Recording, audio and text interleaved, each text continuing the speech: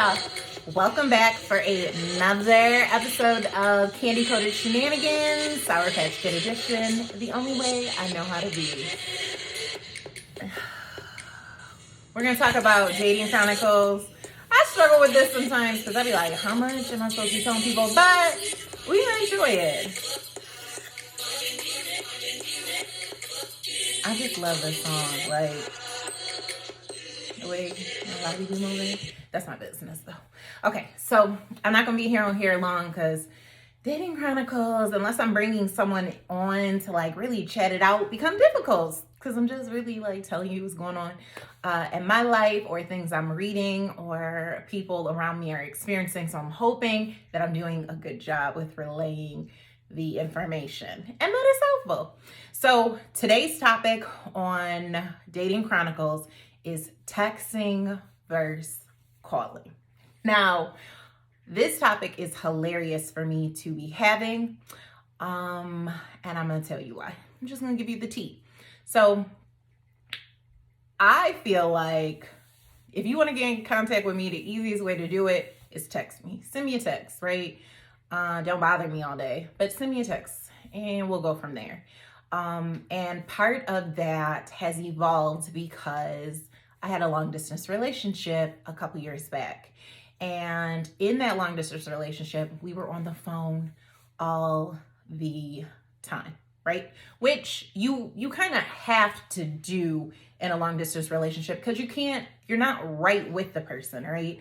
So you call to stay connected, right? And your communication skills hopefully are pretty fire at that point in your life because that's what you're going to be doing. So you either going to learn or they already fire.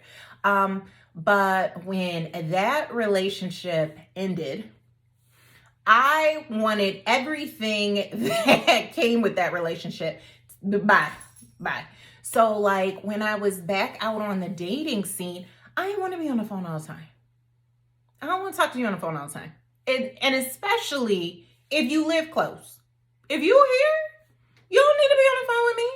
Make some plans so you can see me. And if we can't see each other in person, text me. I don't want to talk to you.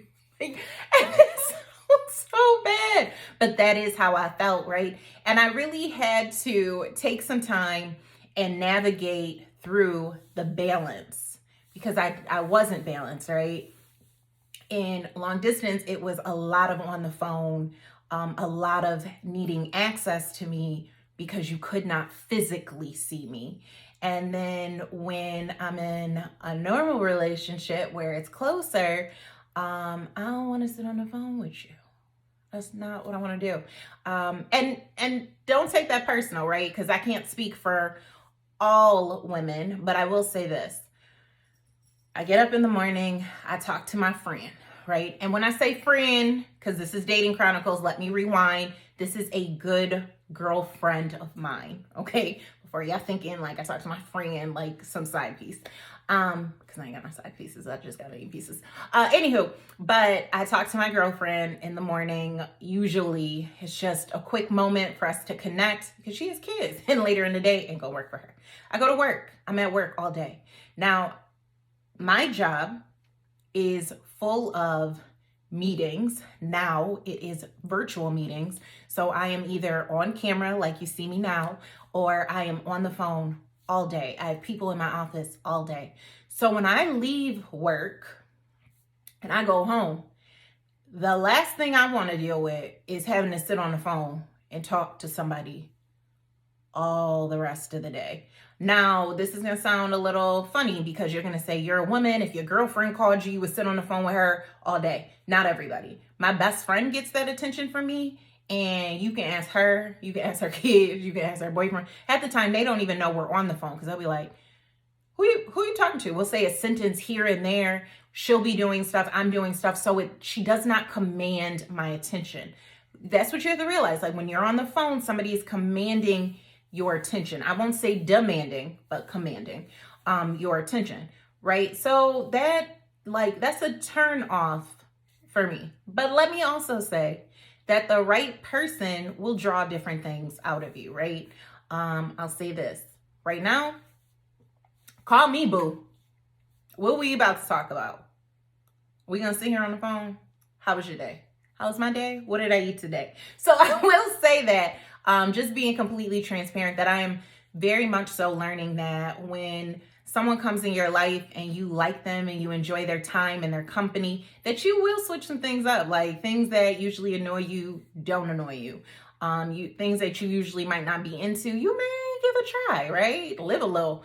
But when it comes to communicating, right, and you are trying to find the balance of not being overbearing, not being bothersome, not being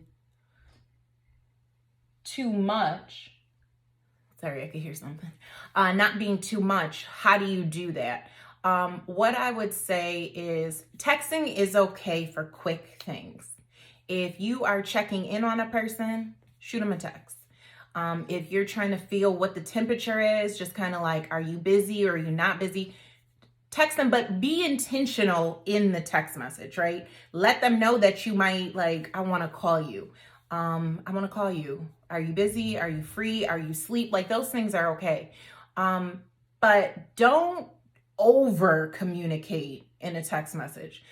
First and foremost, if you send me paragraphs as a man, you see how my eyes is blinking? I feel like that's you trying to start an argument. I don't know why you sending me paragraphs. My friends send me paragraphs and that's for tea, okay? Like something crazy is happening and they can't talk or they're pissed off and they don't want to say it to me on face to face. But like as someone courting someone else or someone in a relationship, you should not be sending paragraphs through text message.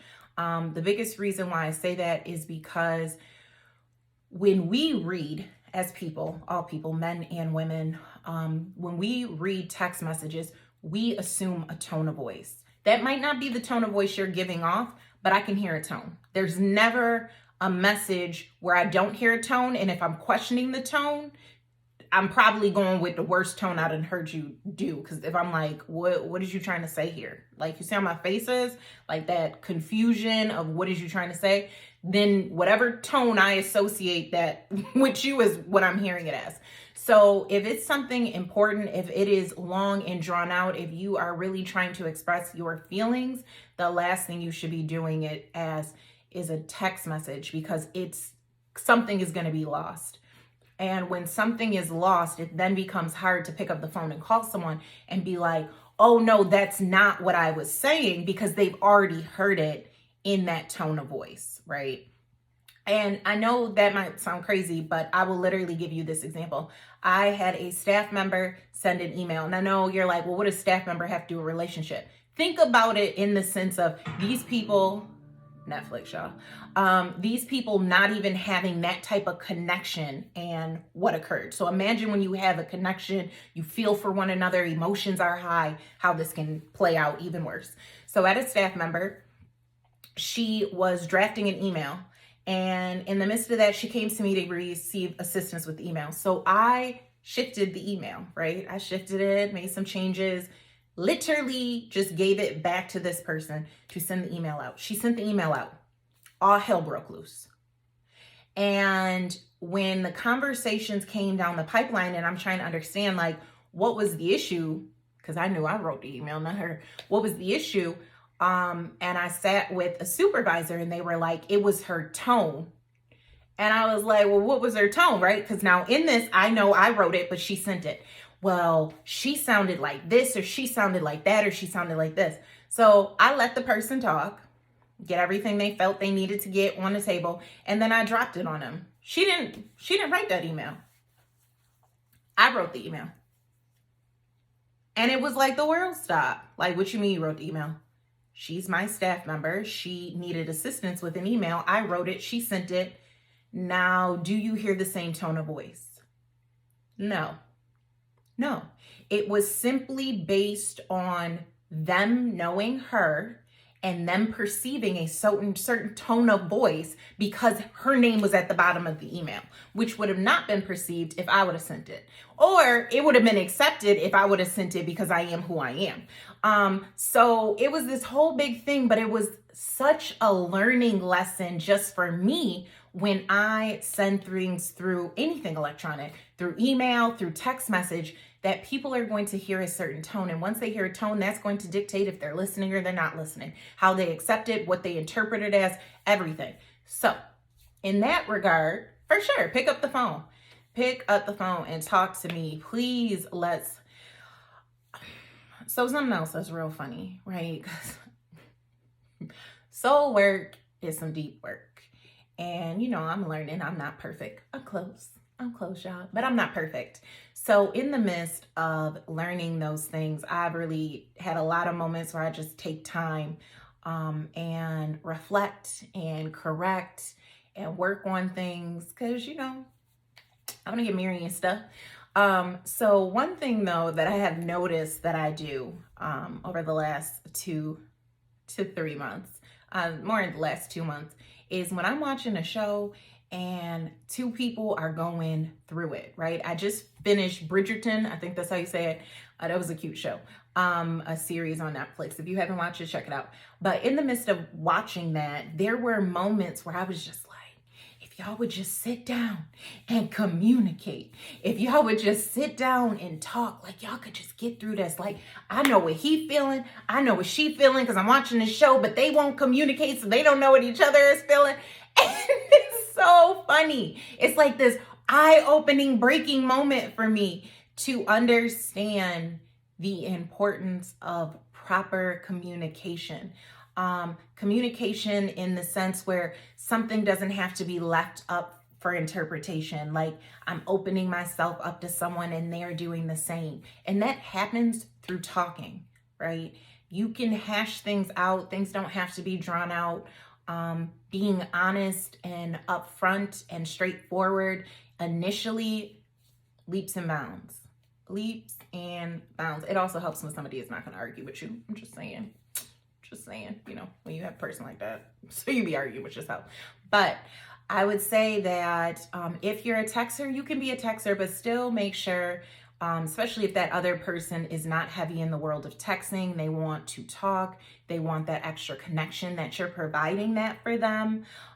If you are a talker, just be mindful that some people are not extroverts. Some people are not comfortable always being on the phone. Some people have had a shitty day and they don't want to talk on the phone. And proper communication and listening will allow you to navigate that a little bit better, to know when's a good time and when's not a good time. I think it's all about just finding a balance and then enjoying the process with the person you're with. This took a complete different direction than what I thought it was going to take, but I guess it was the direction that I needed and you needed as well. I hope this was helpful. I can't wait to continue to share the things that I learned in my dating Chronicles process and everything else. And lastly, I just leave you with a thought, just a thought, because I've been thinking about this the last couple of weeks. There are a lot of things that people do that will annoy the hell out you, okay? I'll be ready to cuss people off real quick because you annoy me. But just remember that there are things that you do that annoy other people, and they may not be as vocal as you, or they can sweep it under the rug better than you. So just remember you're not perfect. Remember you have things that you do that annoy others, and just continue to try to be the best you possible. The person that is for you is for you. Don't get me wrong. And I've said that, but I've also learned to shift that a little bit, right? The person who is for me, but it doesn't mean that they're for me in my current state, because my current state still needs some work, right? So don't just automatically assume you need to take me as I am right now. You should always want to be in a place of learning, growth, being better. So the person that God has for you will be for you, but that doesn't mean you don't have to do some work to be in the right place when they come. I'm just gonna lay that out for you, right? Let's stop the excuses. Let's stop the toxic components that we tend to hang on. Because I got some stuff too. I ain't perfect. I have to strive for excellence, but I'm not perfect. But I hope this is helpful. Tune in next week for another episode of Candy Coated Shenanigans, Sour Patch Kid edition. It is going to be a transparent moment that you will not forget. I'm excited to have a special guest to really work and break through some things. Until then, I'll see you next week.